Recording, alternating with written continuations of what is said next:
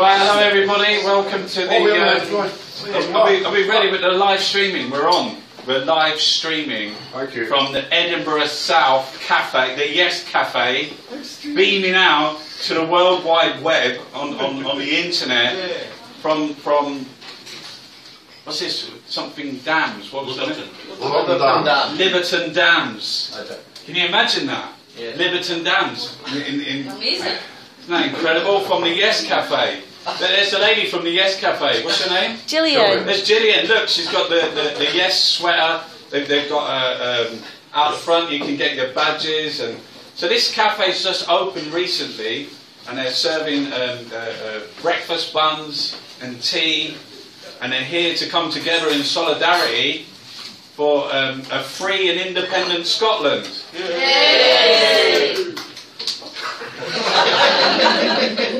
I was speaking to the lady in the university. Sorry, I shouldn't say that. I was speaking to somebody. I was speaking to somebody on the telephone before I came up here, and we were speaking about Scotland. We got into a conversation on the phone, and she was saying it was so exciting.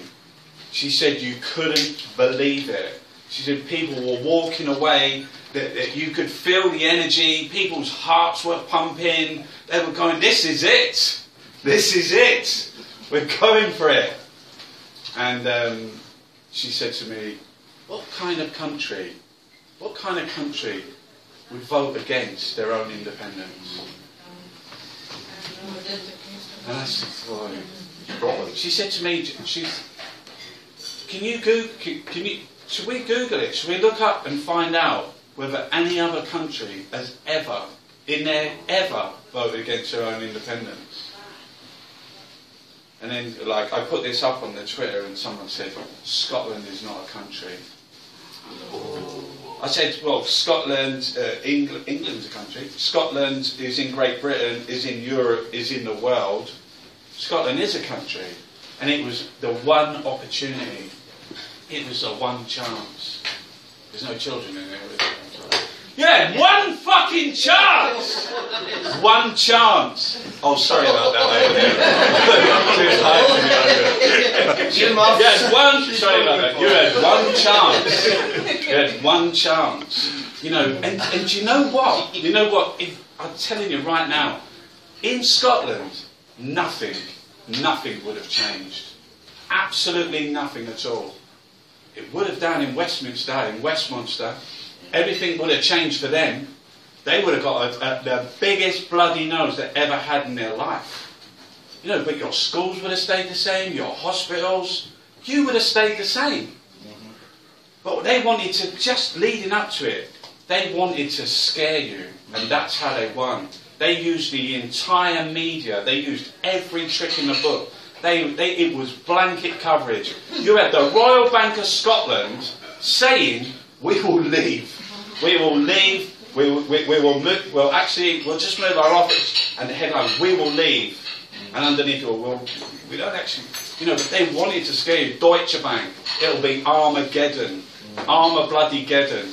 These are people, the Royal Bank of Scotland, you might think this is, some people are saying it's a coincidence. Other people are a little bit suspicious about the Royal Bank of Scotland's financial figures. The Royal Bank of Scotland was given £46 billion of public funds in the bailout. And since 2008, miraculously and coincidentally, their losses are £46 billion. Some say that's a coincidence.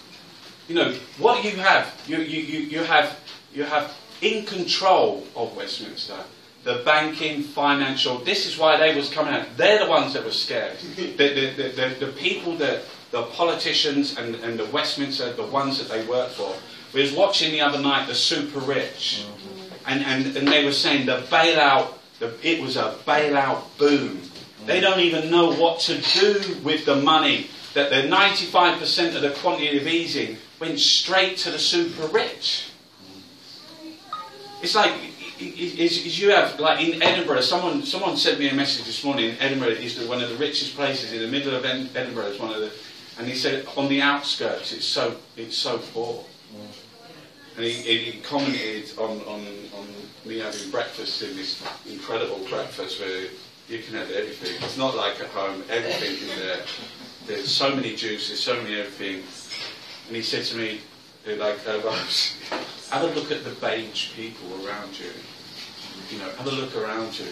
You know, the way that the super rich, the way that the people that own everything, that was the key to the independence vote, because they wasn't, the newspapers, the people in the media, they wasn't for the people. They was backing the corporations.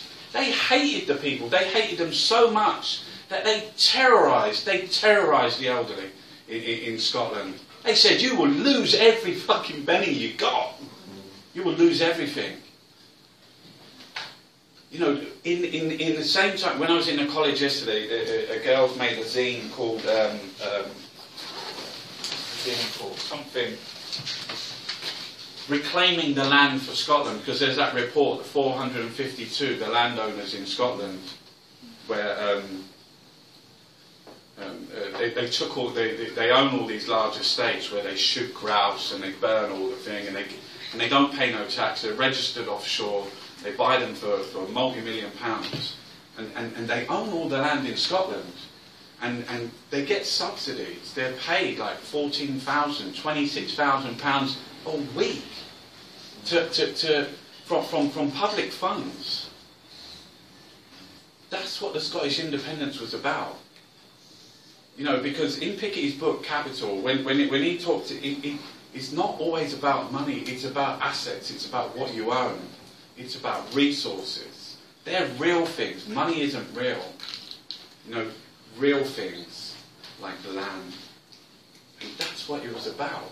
You know, they didn't want to give up the land. They didn't want to give up Scotland. David Cameron, he would have lost his, the Queen. She was losing it completely. You know, you can imagine even in that thing when he declared, she was purring. You know, the whole independence thing was grassroots. It's people, and they in young street language, they dissed you. You know, the people they what they didn't call the people that wanted independence. You know, about nationalism and the way that they tried to drive home that you know, the vote for independence, that was like a massive group of people that wanted it. But there was grassroots groups. You know, but you was up against the big boys. And that's what the super rich, someone tweeted the other night about when they was watching the super rich, they said, like, watching this program now, it's called The Super Rich and Us, watching this, I just understand, working class people don't stand a chance. Don't stand a chance. And it's because of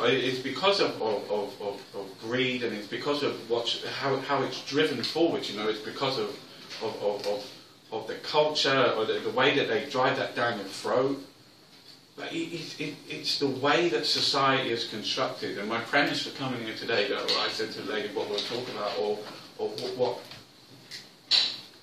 what kind of society allows rich people to gamble every single day on whether the poor eat or starve. Because what's actually happening is not just in fractional reserve banking, where what that means is they only have a little bit of money in it and it's all debt. What they're doing, you can even imagine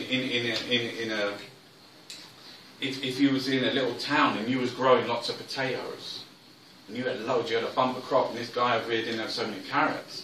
But when they come, you know, the potatoes, I've got too many, you know, and I need to sell them, otherwise they're going to go bad. So let's knock them out cheap, and the carrots ain't got so much. You can understand how feasibly a country could do that with their resources. But with this free market, deregulation of the banks, they brought in this massive, what the super rich were talking, this derivatives market. So basically, people go to the stock exchange and they gamble. So it's not to do about how they're gambling money. It's like casino banking. They gamble every day on whether there's going to be a war, whether on whether there's going to be like people aren't going to have enough food. Whether they're gambling on the price of it, so they have a thing. They can bring that price down. They said that they, on the other night, even though Adam Parsons said to me it's a notional value, that the amount of money that they're gambling is 1 quadrillion, which is 10 times the amount of all the resources on the thing. That's a notional value. I said to him, debt is a notional value. You know, the way that the world works is we don't have any money. We never have money. You know, reasons why we don't have money is the banks don't want you to have it. So basically what they want you to have is not money, they want you to have debt. So how they do that, the first trick is you don't get paid the day you work. You don't get paid at the end of the week. You don't get paid at the end of the month. When you start a job, you work the first month, you get paid at the end of the second month. You know, most people can't live like that. You know, by the end of the month, you need your money, you know, by the end of the week. They've already got you in debt. They've already drawn you in before you've even started work. You know, they don't pay you for 2 months. Your money, for most people, comes every 2 months. They're pushing down on the super rich and us, under the cloak of austerity. The primary purpose of this government move public money into private pockets. So they've been moving lots of public services into private hands. So this morning the Deputy Mayor of London wants to privatise lots of the Metropolitan Police, outsource it. But they want to privatise things, but they want the jobs. This is they're pushing down on people's profits, on people's money. Cameron's come out today and he said, I want all the businesses, because of the drop in oil, you should be giving everyone money. You know, that's how they make money, is on people's wages. That's why we have low wages. He's out there shouting about that. Give the fucking nurses their money, mate. You don't go around telling people, give the nurses their money. You know, they haven't had a pay rise in 5 years. Yeah. Right, think about this. 60% of the NHS money is on wages. How many billions upon billions? If you think every year they've saved that amount, where's that money going that they've saved? I asked Dr. Louise Irvine, she said it's going out on tender processes, it's going out in privatised, it's going out all over the place. Nothing's changing. He's saying I haven't increased, I haven't cut the NHS spending. NHS is used to 4 to 7% increase every year since it's been formed. Where's that money gone? You know, that's like a 24% cut in real terms. You know, the way that they've done it is they've introduced union laws. They're taking away they're changing working practices. When you get MPs sitting on programs like Question Time, saying things, yeah, some people like working 16. You know, it suits some people to do 4-hour shifts. That's shit. It doesn't suit anybody. When I was teaching down in the college in London, I was doing like 2 days a month, 3 days a month. Like they're cutting back on teaching hours. Go into fucking admin and tell them to come in 2 or 3 days a week. They're not going to do that. They go and they're changing working practice all over. In Sainsbury's, for instance, you work 4-hour shifts. So what is this about the 4-hour shifts? What is going on with this working practice? Basically, it's because if you only work 4 hours, legally, and human rights, you have no rights.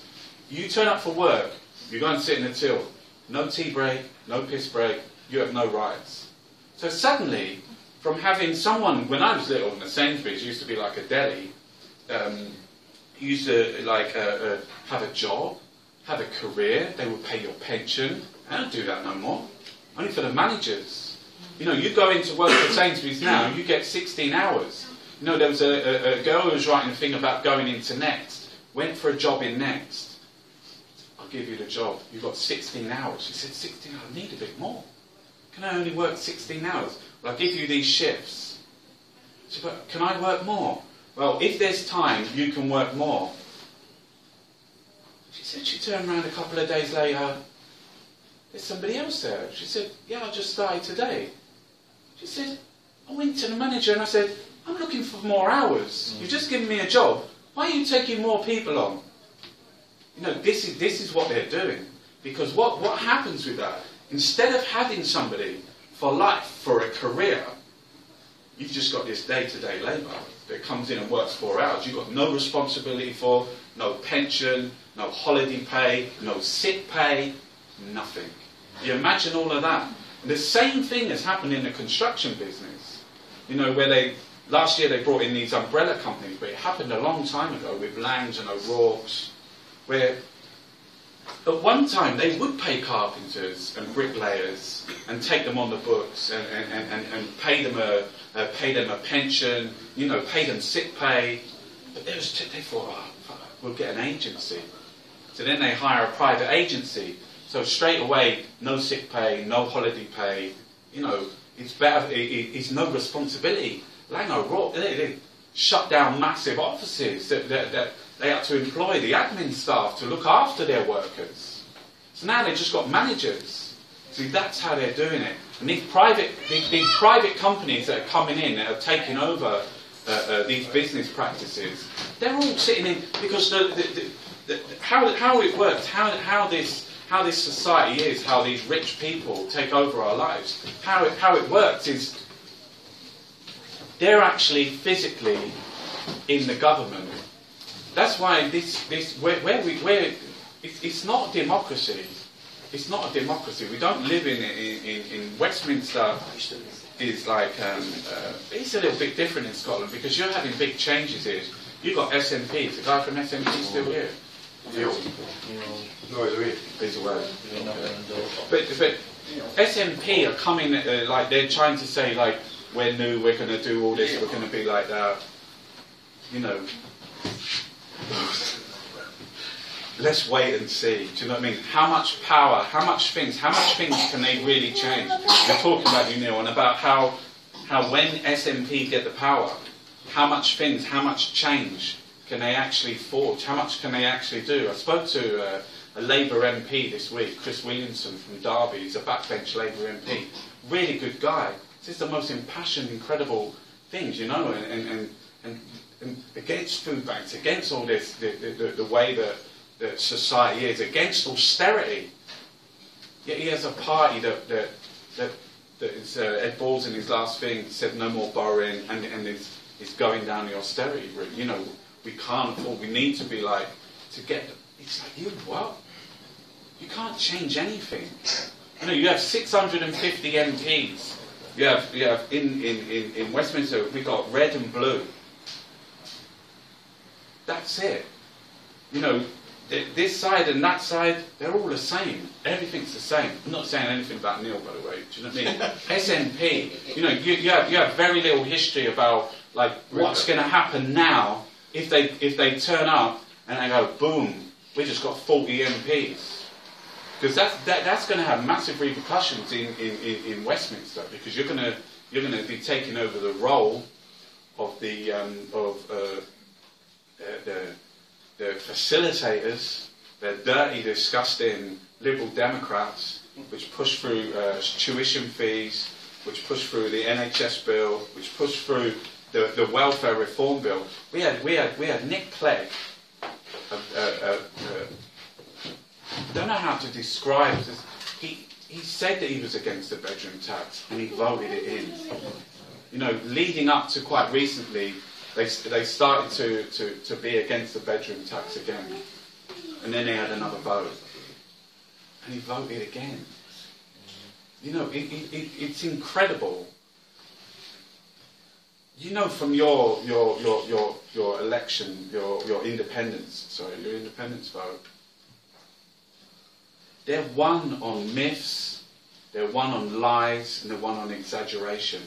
You know, when it comes down to it, I've done the last couple of general elections in 2010 and in 2006. I worked and done art projects around them and followed them really closely. And what happens, like in the lead up to it, is really different from the last couple of weeks and when it gets down to the last little bit. But ultimately, the politicians, the people that are in power, the people that are in Westminster, they have no power. They don't do anything. It's not up to them. It's not up to them. You know, Theresa May, who's doing the child sexual abuse inquiry at the moment, everyone's saying, oh, she's going to do this, she's going to do this. In a couple of months, she's not going to be there. The people that run the show are the Home Office. The people that run the show is Westminster. The people that, these are the same people. You know, when the vote goes to Parliament, it's not that they have you know, in our politics we've got two different. We have another house. We have the House of Lords. Yeah. We have a House of Lords that votes on laws. Who are these people? These are the CEOs. These are the bankers. These are the miners. These are the lobbyists. These are the pharmaceutical magnates of our country. These people in the House of Lords. Yesterday, I was saying in the university yesterday, even if you knew who these people are, you know, Lord Nash, who was involved in academies and the privatisation of schools, he goes from being a venture or vulture capitalist into being made a lord. He's a Tory party donor. He gave £300,000 to the Tory party. He's interested in academies. They made him a lord and made him the schools minister. How in a democracy could that even happen?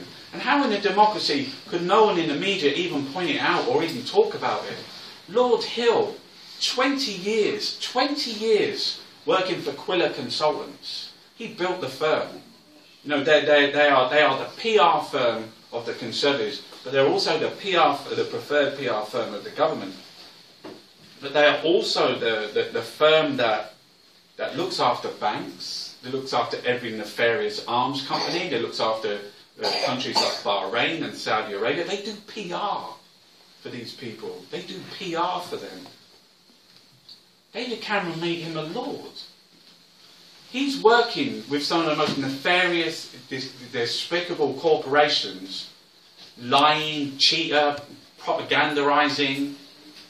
And he gets made a lord. He gets made the leader of the House of Lords 10 months after he's made a lord, which puts him into the cabinet. I was screaming about it. No one even mentions it in the media. This man goes into the cabinet. Do you know what the cabinet is? This is where your decision... He goes into the cabinet. He's a leading lobbyist. He's not even a leading lobbyist. He's a daddy lobbyist. He's just been sent to Europe to go and work in Europe now. You know, you have all these people, and Lord Green, the Mexican drug cartel money launderer, who was working with HSBC in Mexico, brought to in front of a Senate commission in America, found guilty of laundering £7 billion of Mexican drug cartel money. You know, they made these boxes, especially the Mexican drug cartel. They chop everyone's head off. They made these boxes to put the money, especially so that they could fit into when they went into the bank. That's how much the bank, you know, and it was all dirty money. He took that money, or his bank, he was the head of it. By coincidence, this guy, his name's Stephen Green, he was also head of HSBC Cayman Islands. They moved the money from Mexico to Cayman Islands to Switzerland, and he was found guilty. He wasn't found guilty because they don't get. It's not about he gets fined or HSBC got fined. So what this guy, what was his reward in the HSBC bank? You know, David Cameron made him a lord. You know, just a few months after he was in front of the Senate Commission in America, they made him a lord. After making him the lord, what job did he? He just didn't make him a lord. He made him the Minister for Trade and Industry. I mean, you can't even make it up who these people are that are running the country, that are involved in politics, where they come from, their background. You know, when I said that they don't really run the show, the people in the Home Office run the show, or people in the other departments, they have desks. They have people in official government departments. People like the energy sector. So these private companies that make billions from our resources and the resources of the poor people around the world who are exploited from Mozambique. You know, there's gas fields off of Mozambique, and they just sold them in Mozambique. 25 years, ravaged war. They get nothing. One of the smallest GDPs, and they sold it to Shell, and Shell freezes it and takes it out to the Asia market. You know, the City of London, the city of corruption, that's their business, is other people's resources. You know, this is how the world runs. This is how these are the people that run the country. So in the government offices, what I was saying, in the government offices, the people that have desks, they just come from a job, or they're still working for these energy companies, whether it's the gas company or the electric company. You know, that's why we don't stand a chance. That's why the working class people, you're to blame for everything. It's all your fault. You know, it's immigrants' fault. It's the disabled's fault. You know, and the media, the way that the media works, how can you have a chance when you have newspapers that you know, they talk about Charlie Hebdo and about the freedom of speech, and about how the things that they said and how we should stand up for the freedom of speech. And you get newspapers like the Mail, the Express, and if you go online, it's constant. It's every single day. You know, 75% of people that are sick aren't really sick. They're all scroungers. You know, send them on the work capability test. You know, the work capability assessment thing is horrendous. It's horrendous. It's a privatised... It is so awful. It's absolutely horrific. You have a doctor. It's quite easy for your doctor to inform anyone in the government, anyone that needs to know that you're sick, that you are disabled, that you can't work. They don't care. They want to drag you off. They want to shame you. They want to take you. They want to sanction you. We've had 1 million people sanctioned. We've had disabled people sanctioned. Going to food banks. You know, it's an horrific system because they push down, and the media loves it, and the media laps it up, and the media. Who's the media? Who is the media? Who is the Daily Express? He's the guy that just donated a load of money to Nigel Farage. You know, that's who they are. You know, it's in their interest to say that immigrants are taking all your job. They took your job. They took your job. You've seen that South Park. Anyway, they took our job. They took your job. You took your job. You took your job. You took your job. No, because no one knows what to do with that. Because how do you? Because like I came here in a taxi with a Novo, but it's you know where I go around in London, I speak to people all the time, and you can't believe the things they say. And it's taken verbatim from the newspaper. They say exactly what they say in the newspaper. You know, they took your job, they're going to come over here. Who's coming over here? You know, the way that the language, the way is everything is to exactly what they've done in the independence. You know, is to divide you, is to divide the community.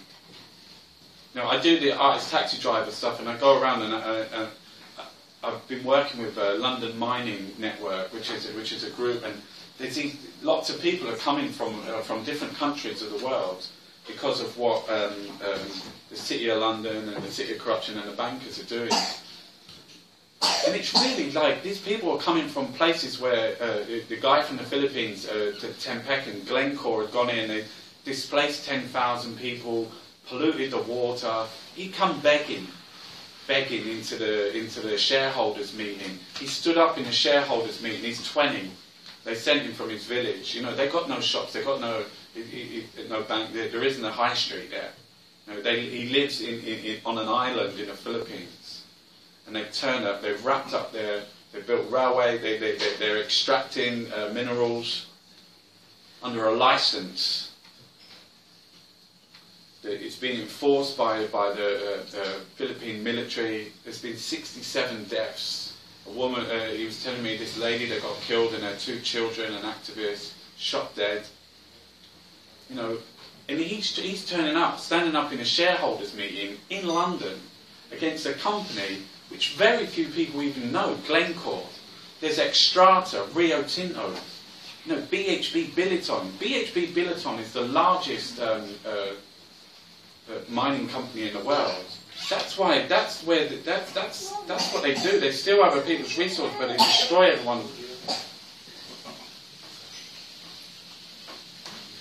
You know, I don't understand the morality of things, and where I often say about the Nietzschean collective morality. Nietzsche had this thing about the West and about how collective morality, like we're the good people, like being in this country against, you know, it's about civilized and uncivilized, but talking about, you know, all that thing, all those people dead in Iraq, 35,000 dead, you couldn't even, 35,000 dead in the last month, you know, sectarian violence, like jihadi death cult, like absolutely horrific scenes, a country on fire, yet as the liberating force, as we're extracting their oil. Could you imagine going round to your mate's house and like just wrecking it, smashing it all up, and then like taking all his money, taking all his food, to tell him you're going to help, you're trying to help him? I mean, I don't understand. I can't even make an equation. I can't even think of a simile or a metaphor. Where do you get your morality extracting the oil? I don't understand that.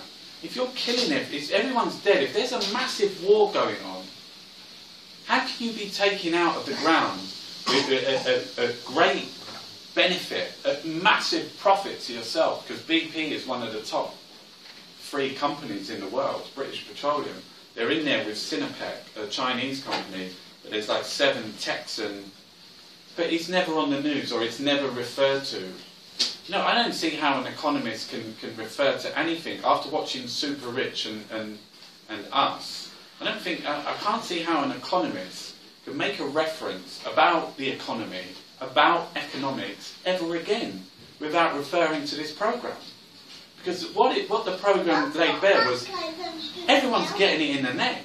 You know, you've got austerity, like you've got cuts, cuts in your community.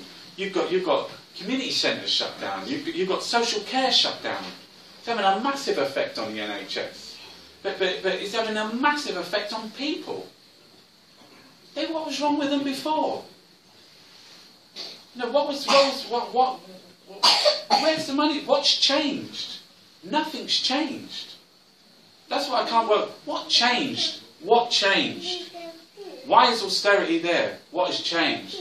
Because all this quantitative easing, if you think they made like however many billion and everything goes to the bankers, that proves austerity, that's not right then. Why don't you, if you instead of giving it to the super rich who go out and buy all the cars and buy all the yachts, if you just put it into the NHS, if you just put it into the community, wouldn't that work?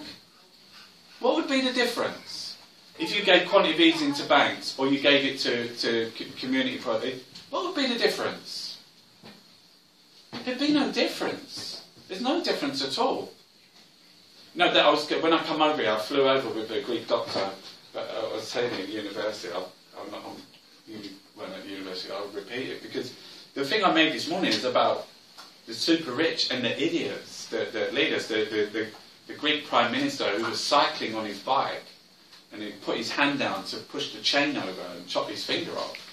You know, and he was in the hospital, and the Greek doctor I was on the flight with, he was looking after him, and he was talking to the bodyguards, and he was saying to me on the plane, he said, "This is the guy that all of us that are hanging in a balance with this guy." And he put his finger in a chain, it was moving. His bodyguard said to me, "Oh, don't fucking talk to us. You know, we've got to, you know, looks like a walking disaster. We can't, you know, follow him everywhere. We're on tenterhooks. There's going to be another accident at any point." And then he said to me, he's a microsurgeon, and he had to stitch his Papademos' fingers with really tiny stitches. He said, "I came back later on in the night and found his wife reading him a bedtime story, like close to his bed." He said, I can't believe this is the Prime Minister." And he said that he'd read, his son wrote an autobiography of himself, but he talked a lot about his dad, the Prime Minister. And he recounted a story about the Prime Minister when he was younger, when he was 12, and he was mowing the lawn, and all the grass had got clogged up, and he was still running the lawnmower, and he put his foot underneath it to clear all the grass, and just chopped all his toes off. And he said, and this is the Greek doctor said, and his dad was shouting at him, he said, "You're an idiot. You're an absolute idiot." He said, what kind of future, what kind of life are you going to have? He said, that's he became the Prime Minister. Because you look at them, seriously, the ones, I mean, it might be a little bit different in Scotland, but I know it's not, is it? You've got Jim Murphy. Yeah. We got Nick Clegg, Nigel Farage, Ed Miliband, David Cameron. I mean, we are led by the least amongst us, the least noble, the least visionary, the least intelligent. You know, we are led by absolute idiots. You know, whether you look back in history, you look back at people like Blair or Bush, or I don't even know where to go. You know, these people that get the power. You look at some of these MPs that are in the media, they're just an absolute joke. You see them on the Question Time, you just think, how? Just how? They're pathetic. Absolutely pathetic. I mean, Jim Murphy, he's just taken on, who's that guy he just took on now, John McTernan? Yeah. I had to go down. I was in the thing with doing a debate with Brian Cox, the actor. Do you know Brian Cox? Yeah. It was me and Brian Cox in Independence, and we was against John McTernan and a journalist. He's an absolute beast, John McTernan. He's off his nuts. He was like the advocate for the Iraq War. Still thinks it's great. Still thinks it's great. Allegedly, he's the inspiration for Malcolm Tucker in the thick of it, in the loop. Allegedly. He said that that Scotland, he's Scottish, you know, I don't know. He said Scotland is a mendicant nation. He said Scotland is a nation of beggars, and it's about time they wised up and started paying for things themselves. It's off his nuts. The guy's crazy. And they just... So this guy, right, imagine this, right, he's Scottish, he's a political advisor, and he calls the entire nation of Scotland a nation of beggars. Right? What kind of idiot would employ him to go and who would take him on in Scotland? Seriously. You know, he's one of the guys that they reel out on Channel 4. You know, because as a producer, when you're in the news, you want people from extremes, don't you? They always wheel him out there. Call John McTernan. Do you know what I mean? And he's sort of like odious, despicable act that they need someone to like say, "Oh, I think it's a good idea." No, get John McTernan on. No, he lives quite close to me. He lives in Peckham. But I keep asking him to like, "Can I interview you in my taxi?" And I said, "Can we just have a cup of tea?" He won't be. I don't know why. He just said he won't.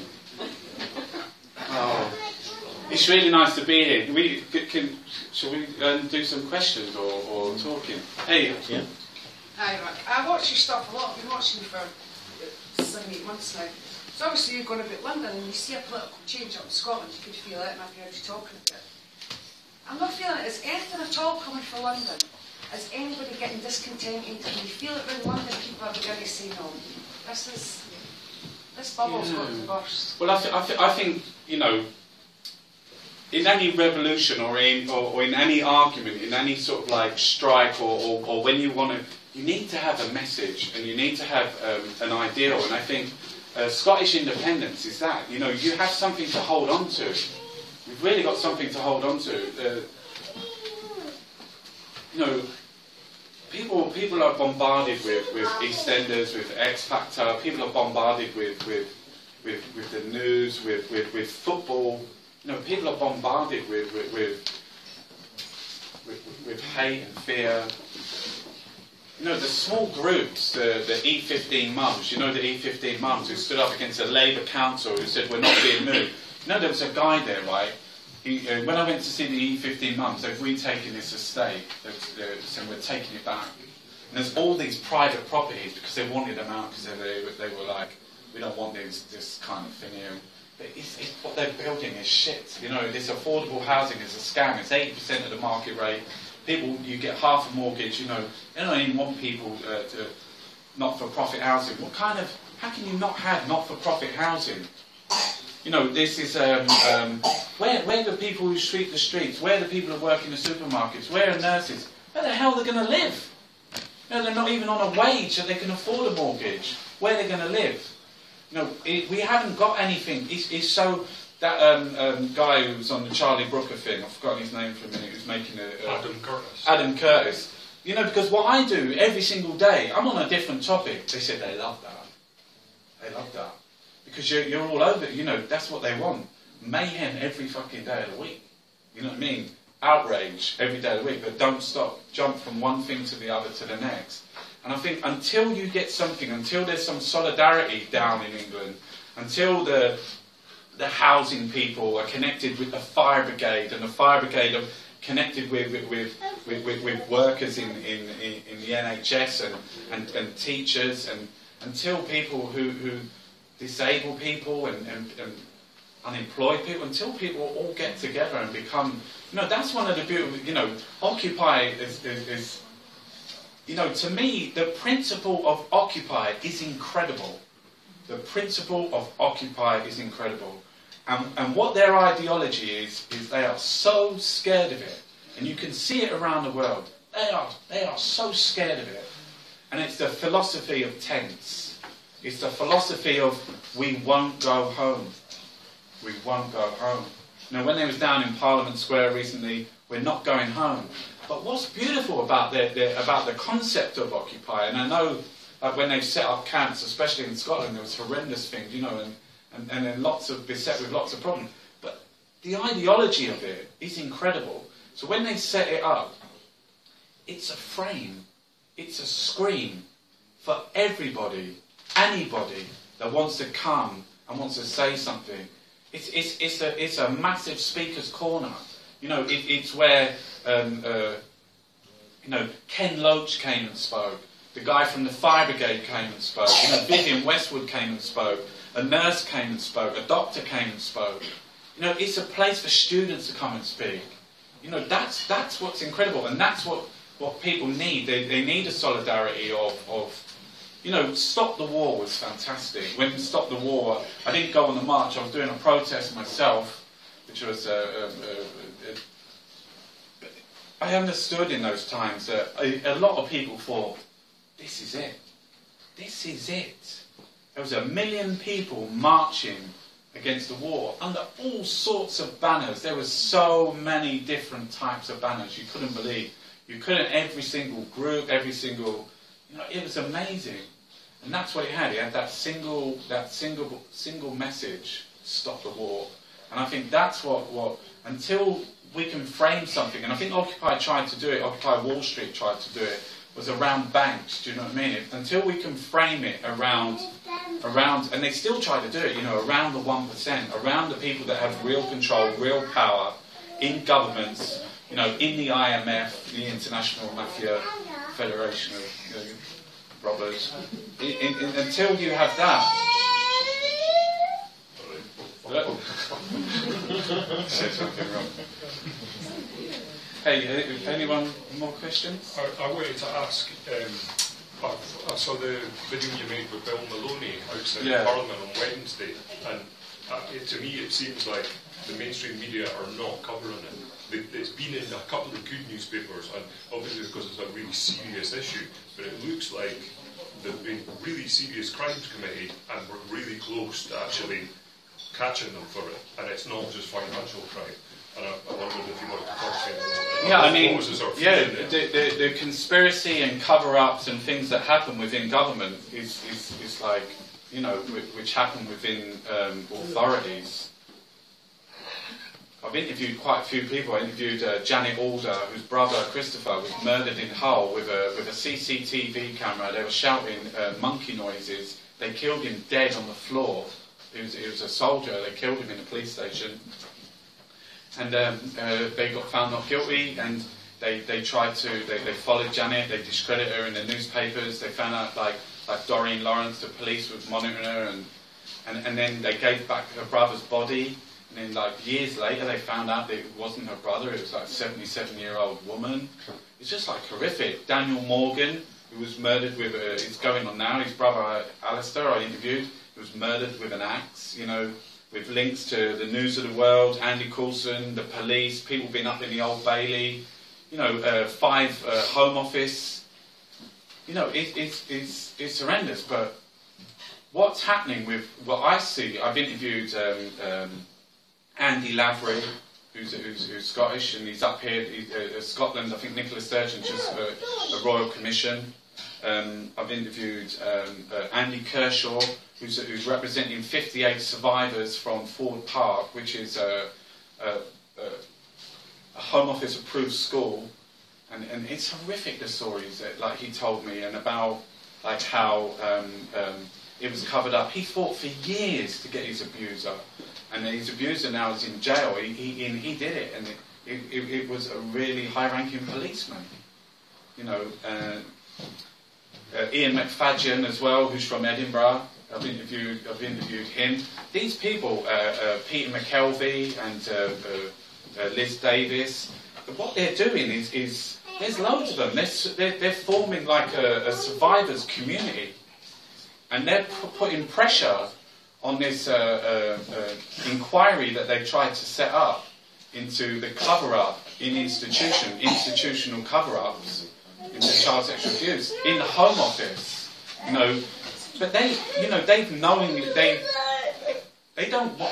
will cover that up so people don't look bad, that their party doesn't look bad, that their institution, Westminster, doesn't look bad. And you've got people like the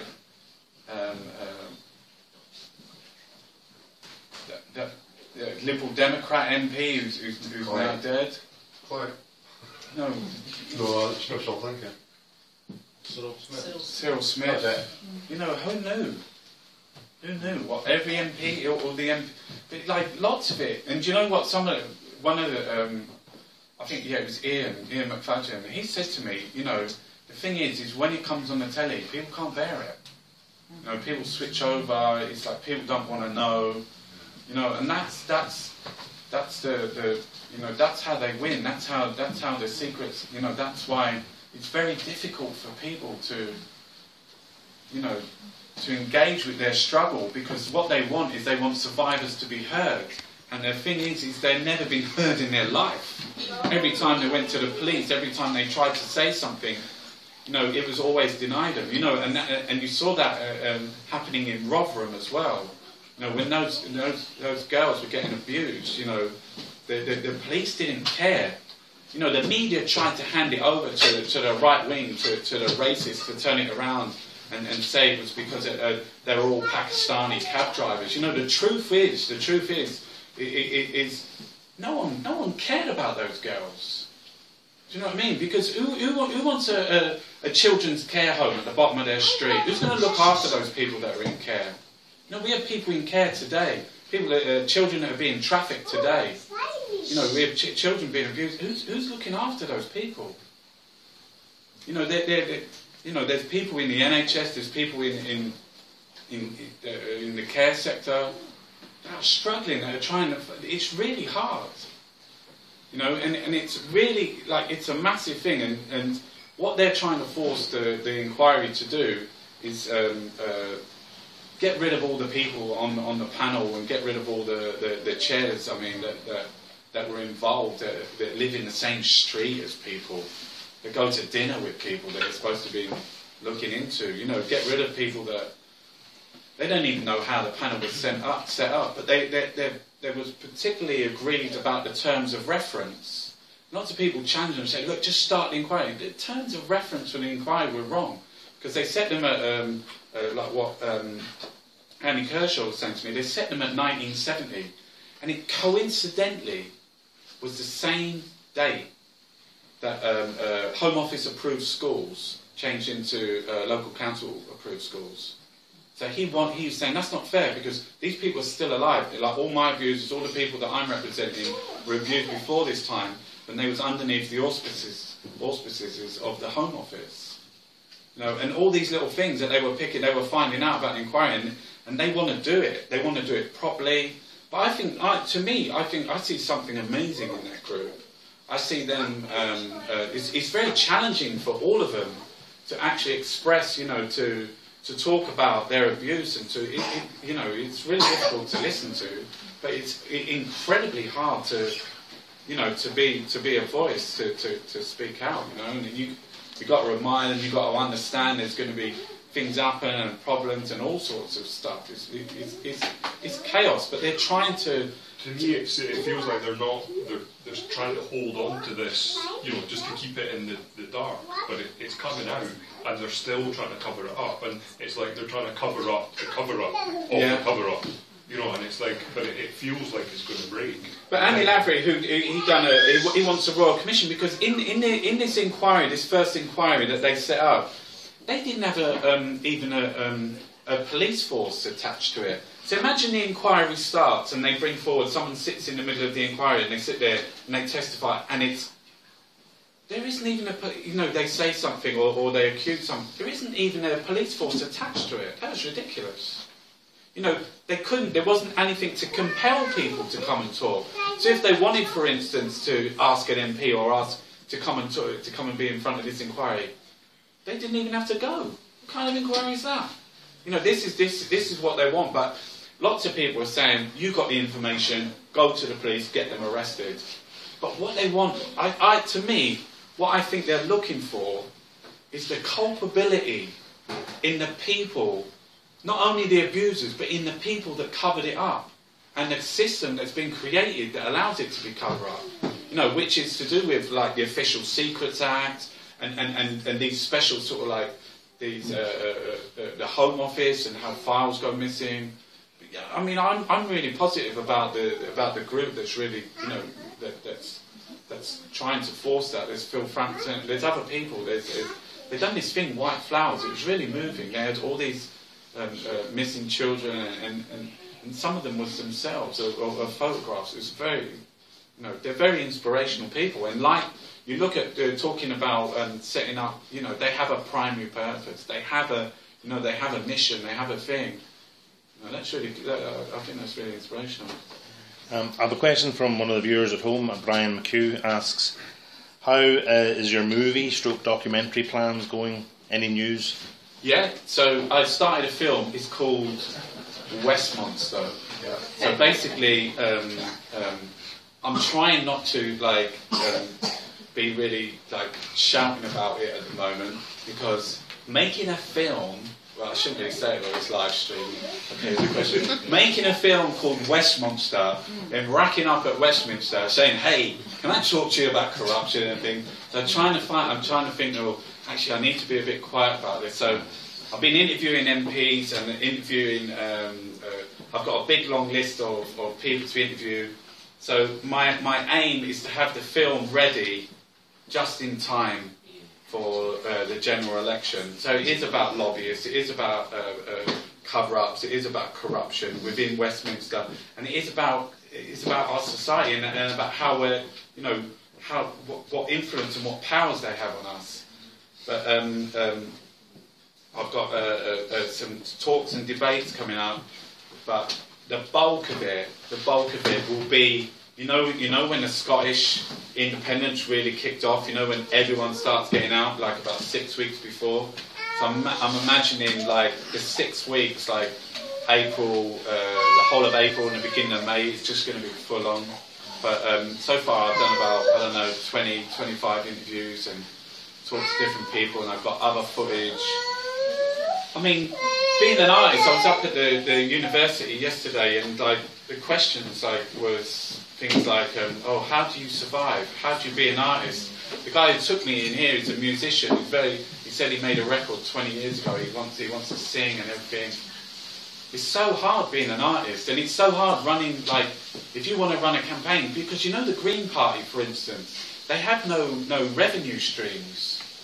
You know, they started crowdfunding for their isn't that incredible? And I think we need to look at how we can support each other, how we can help each other to realise things, you know, to make things. You know, they have millions of pounds, these people, billions. You know, the Conservatives or UKIP. You know, they have so much money, so much. You know, the lobbyists. You know, we need to support artists. We need to support people that are activists. You know, it's fantastic to support these groups. I was speaking with John McCardle last night from Black Triangle, you know, and talking about how you know, it's really difficult to run an organisation, to give everything in your whole life. But there's these fantastic things now. We should look towards them, and we should really get hold of things like crowdfunding and say, right, this is what I'm going to do. I'm going to give up. This is what I want to do. One of the reasons I'm a big fan is because that you take art, and I hope I'm right in saying you know, that you remind me of Brecht when he says art is not the mirror of reality, it's the tool with which to shape it. And I really feel very strongly that we kind of diminish the power of art in political campaigns. We are all performance artists, but there's a boldness that you need to actually use it. And we talked about people being beleaguered before. You're talking about the 0 hours contracts. I've been to interviews like that myself, and it is very demoralising. And so people it becomes difficult for people to interact, and we've met that before, you know, on the campaigns, on the doorsteps. And I always feel everybody has to go into the high street, everybody has to go out into the community every day for some point or another. And I wish there were more pop-up people art in the streets. We all have that potential. Pop-up murals, a logo here and there. The streets are ours, but we treat them so reverently. But they're ours, and they're ours. You can wash away chalk and write something positive on a wall. Something that makes people think critically, because that's the problem. Everything that happens today, the media that we were talking about, what's in the newspapers, what's not said in the newspapers, all the distractions are to take away our critical thinking. And there is why did they put people in prison in China for writing plays? It's because they're artists. And I really wish that we reconnected with the artists inside ourselves. We're all capable of prose, we're all capable of writing in chalk on a wall, we're all capable of getting together, getting an artist to do a model picture in a grid that we can all recreate on a pop-up wall somewhere. It's the one thing. We can form choirs. There's nothing that will get people thinking than to see people singing in unison. And I think that's the last thing that I would say, is that the problem we're talking about, if we're all saying different things at different times, there is nothing that has the power of many people saying the same thing at one time. The biggest thing we have is the pound in our pocket. And if we all go on a boycott of one thing, and the very last thing I'll say is I've never understood, we have unions for rail workers, we have unions for people in banking, we have unions for this and that, but we don't have a union for humanity. And I've never understood why we don't get together with a Linux geek a bunch of anonymous, etc., and get a website that would just have people who said, I am a humane being, and for one day this year I will not buy this, I will not buy Coca-Cola, or I will not buy this. People have so little time to engage in everyday politics. But if enough people said for one day a year, I'm not going to buy Coca-Cola, or I'm not going to pay my council tax, or I'm not going to do that, how quickly would we affect change? And all we have to do is something passive, something non-aggressive. It's just saying the same thing at the same time. And no one does that like artists. And yet we are all artists. That's my point. Yeah, that's fantastic, isn't it? Because that's what they want. They want to take away your critical thinking. But I'll just direct you to the cartoonists of Charlie Hebdo. You know, they drew cartoons that had such an effect that they came in and they murdered, they killed every single cartoonist that was in there. They killed them all. The power of art, the power for change. When you talk about China, this is why they don't want Occupy. This is why they don't want squatters. This is why they don't want artists. Is kill the artist, kill the protest.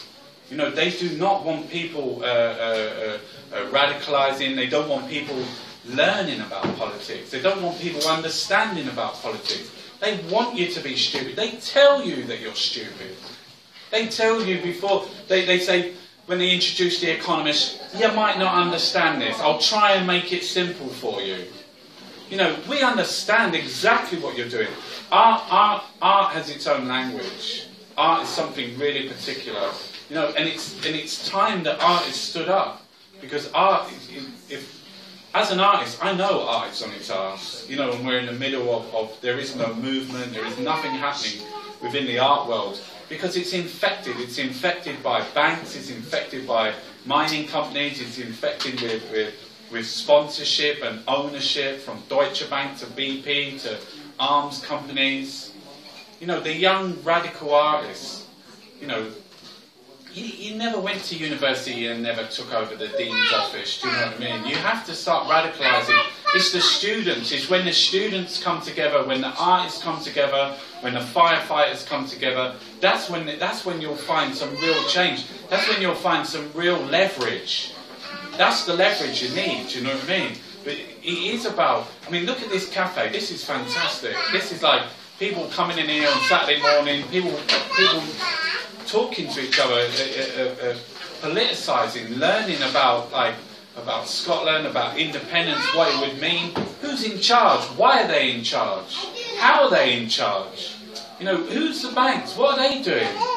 Why? You know, these whole things. I've done this thing called the right to be lazy, and the right to be lazy is around from Marx's son-in-law, this guy who wrote it while he was in prison. A little pamphlet, and it's allowing people time to think.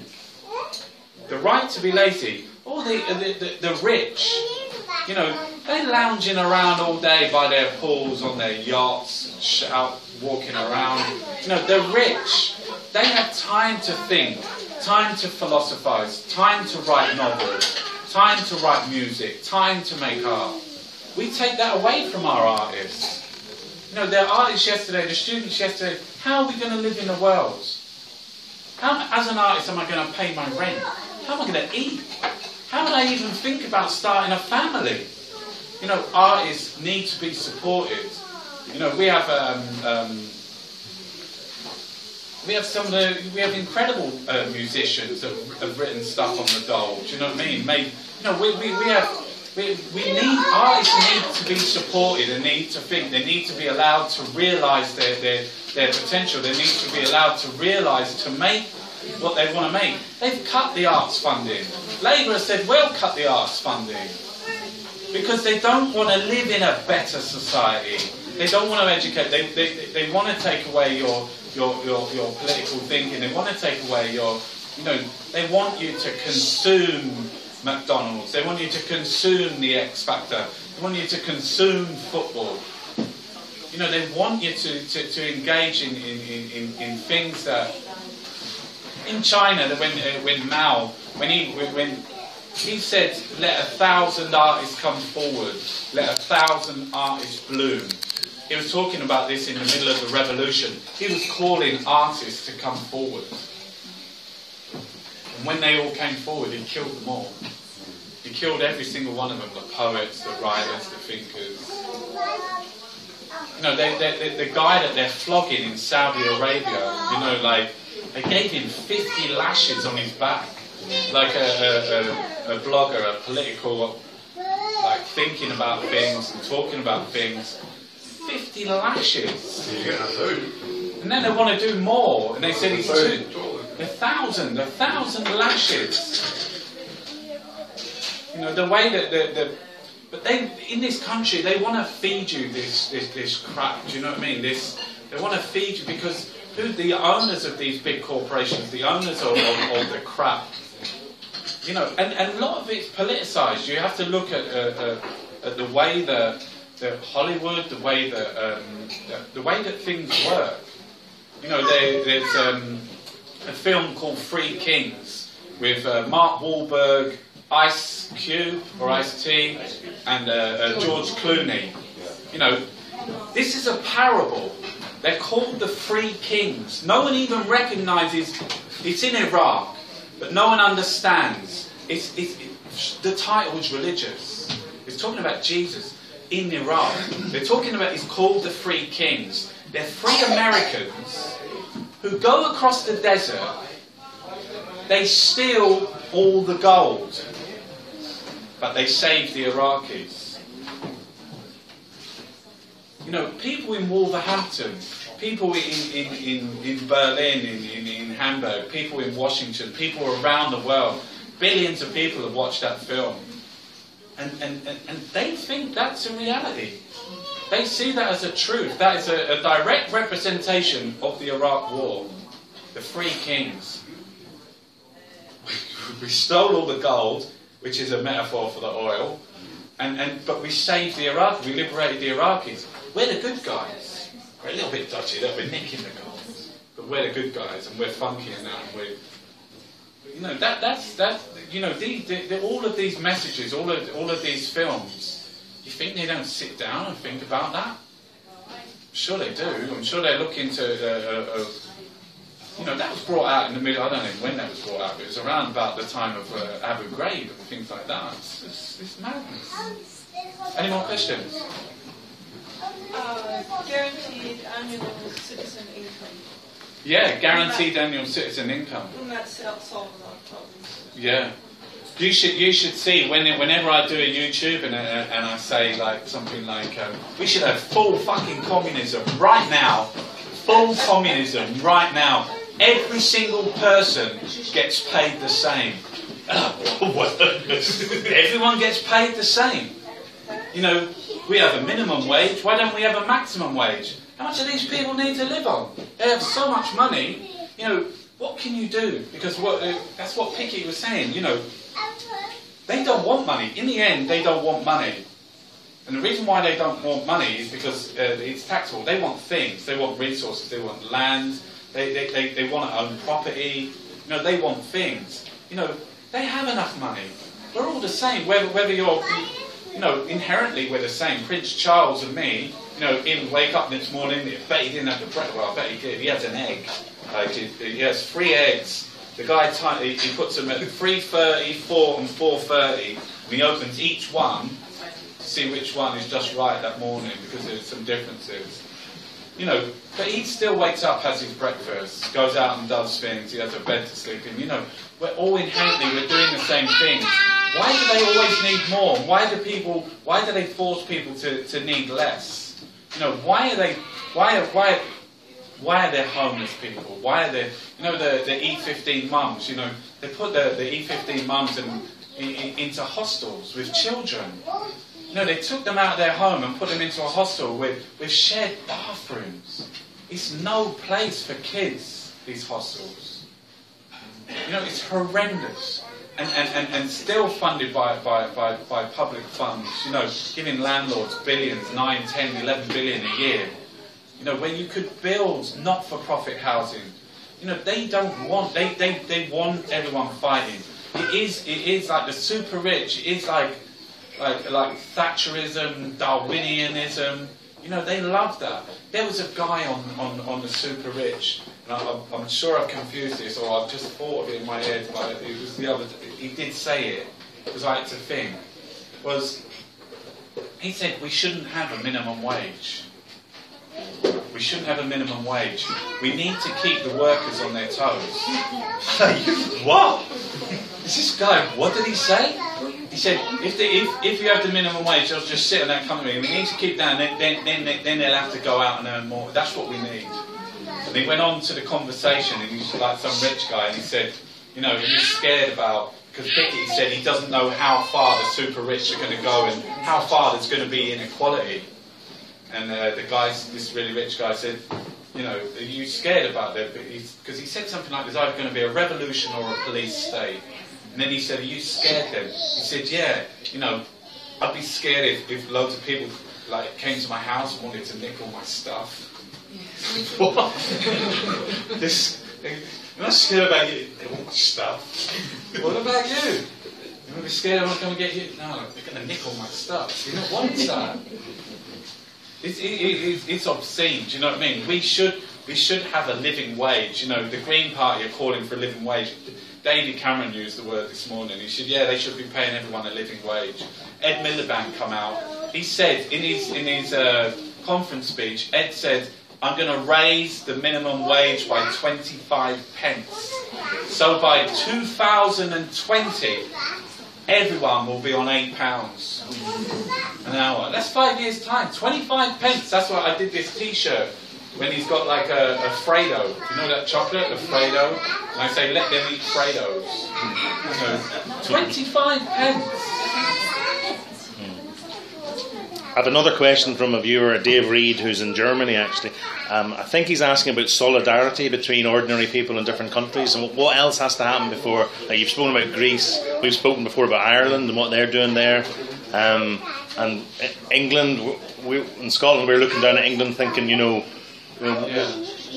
what can you do? You know, I mean, what political vehicle do you have to go? You've got the Greens, but they're getting sort of shut down on the television a lot. So what can happen before we all have solidarity with each other, basically? What's his name? Dave Reed. Dave Reed. I'm going to Dresden, where they've had these marches, Pediga, which is like a right wing, and horrifically they just murdered somebody as well, a young kid. I'm going to go in Dresden in a couple of weeks actually for a curator to do like a street performance. I don't know what I'm going to do. I'm going to Dresden, but on the point of like the way that Europe should have solidarity is you can see all of like in the last EU votes, the rise of the right in Denmark, in Finland, in Italy, in the north, they got like horrendous people up there, Umberto Bossi, and they got like in France, Marine Le Pen, and the right wingers there. We got Nigel Farage. Hooray! You know, like it's horrific. You know, the rise of the right, and you can see that they're being pushed into that by like by their governments. You know, their governments that are in power across Europe. It suits them. You know, David Cameron. It suits them because it shifts the political agenda to the right. So the more they push to the right, you know, the more they get people talking and thinking that way. You know.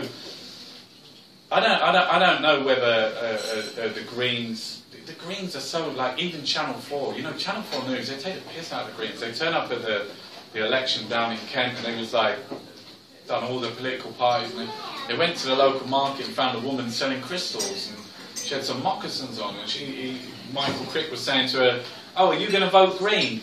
You know, he didn't actually actively like use his researcher before he went down there to talk to a Green candidate. You know, off the whim he went to the market to, you know, that's the kind of attitude that, you know, the Green Party.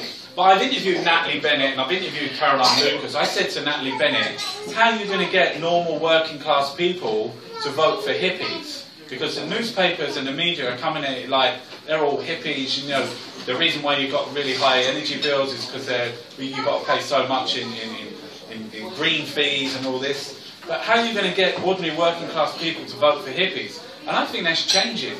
You know, they're slowly changing. They have got some leverage on working class people now because they're going into, like, they want a living wage. They are totally 100% against austerity. You know, they fight for nurses. You've got the Green MEPs and Caroline Lucas turning up fighting against the independent.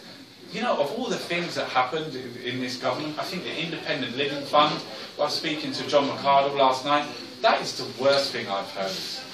That is, to me, and they've done some horrific things. The Independent Living Fund, basically, is for severely disabled people.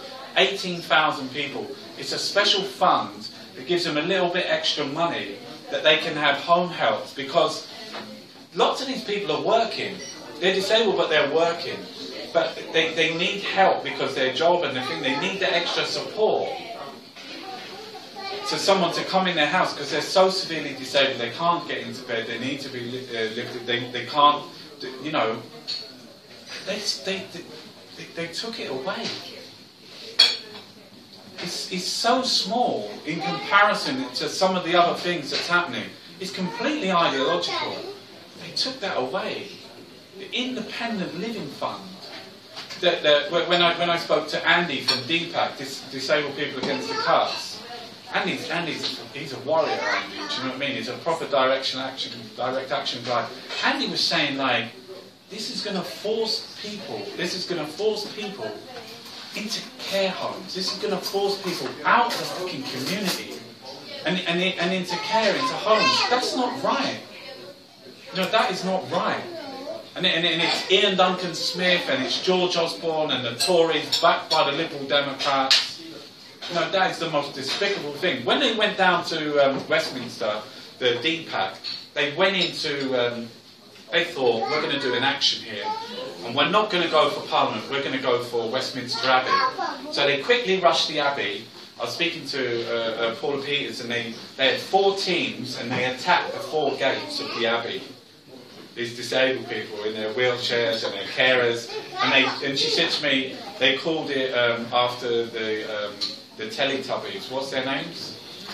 Dipsy, Lala, and Poe. So they were all on the phone. It was like, go Dipsy, go Lala, go Poe.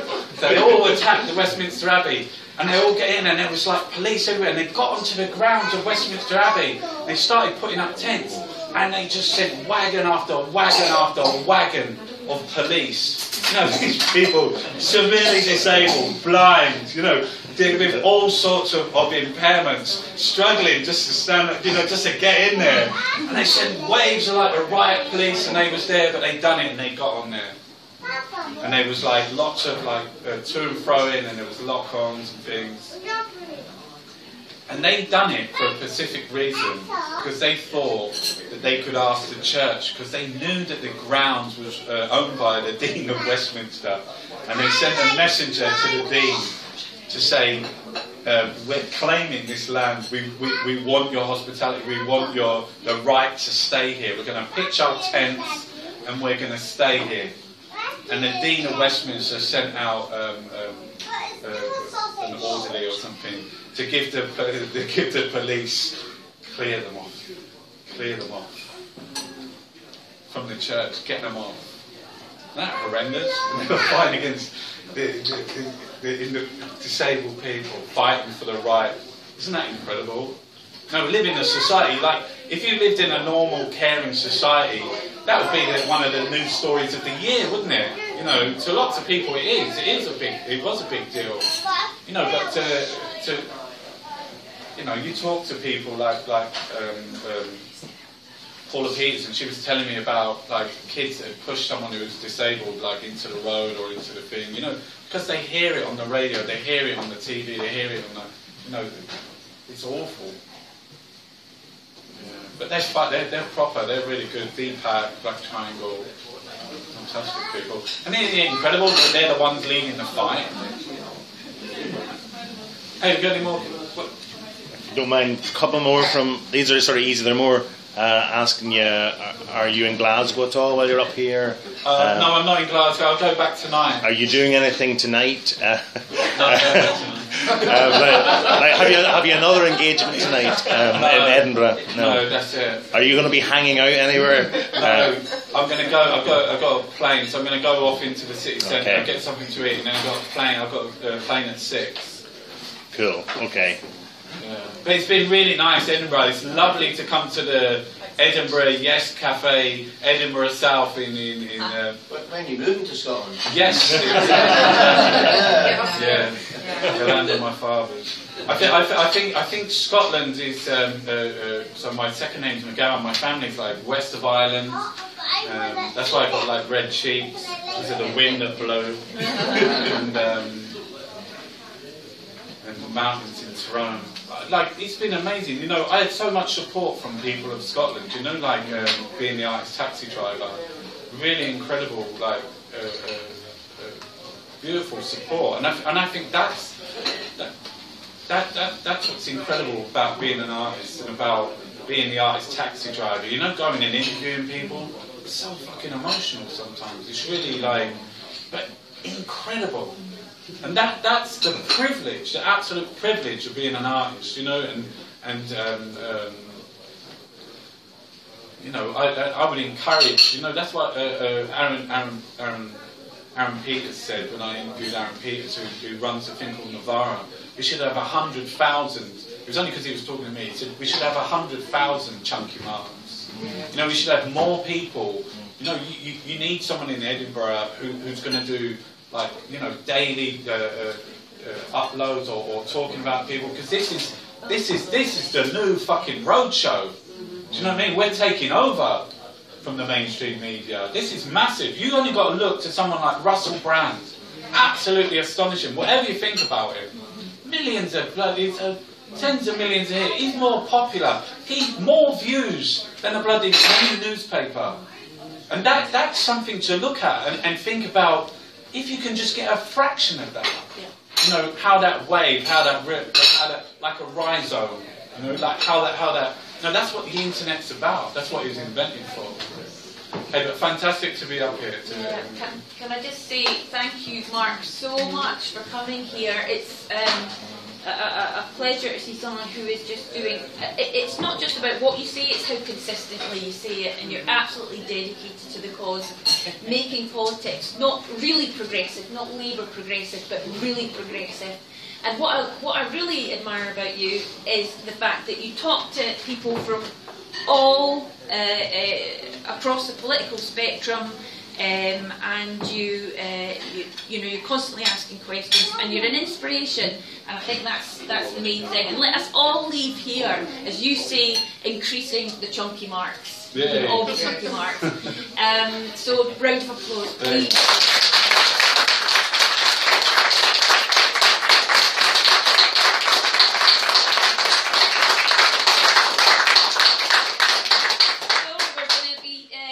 Wants to stay, have something to eat, we're going to be coming around taking orders. I just thank you for coming. We're running events all the time. Last night we did John Pilger's Stealing a Nation. If you've not seen that film, it's available on YouTube. It is a must-see film.